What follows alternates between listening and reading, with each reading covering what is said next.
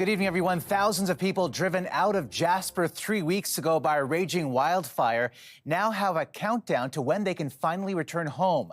But they still don't know exactly what they are going back to starting Friday.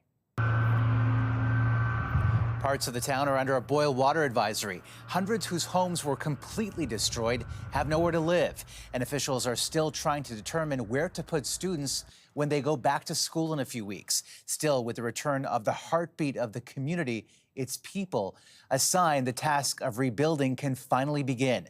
CTV's Andrew Johnson starts us off. They were forced to pack up fast and hit the highway, then watched their town burn. Today, 3 weeks later, a return home is finally in sight for the people of Jasper. So many have lost so much. We wanted, as early as possible, consistent with safety, to give them every opportunity to fulfill that yearning to be back home. Friday at 7 a.m., when the highway into the national park opens for the day, all Jasperites will be welcomed back, but their community has been crippled. There will be an adjustment. Our residents will re-enter to what they will have to make as a new normal. Town officials say the minimum requirements have been met for a safe return to Jasper, but what that looks like will depend on where people live and what's left of their home.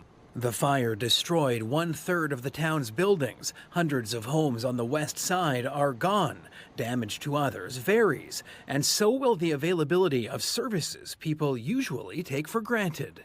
It might mean that you need to bring in water from an external source to flush your toilet, for example, or to use to wash dishes or do anything like that. So if residents choose that that's a standard of living that works for them because they'd rather be in their house and they'd rather be back in Jasper, we will allow them to do that. But that won't be the case for everyone. Power, wastewater service, and natural gas have been restored in most areas. A basic emergency room will be up and running at the hospital.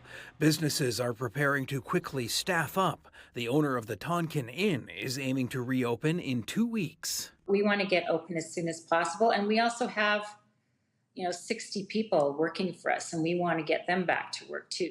Jasper is heavily dependent on tourists, and although they're free to start visiting once again starting Friday, they're also being warned it could take weeks or months to restore some amenities, including accommodation, and it may be best to give this community some time to confront its new reality and get started on next steps. Omar. A tough road ahead. All right, Andrew, thank you.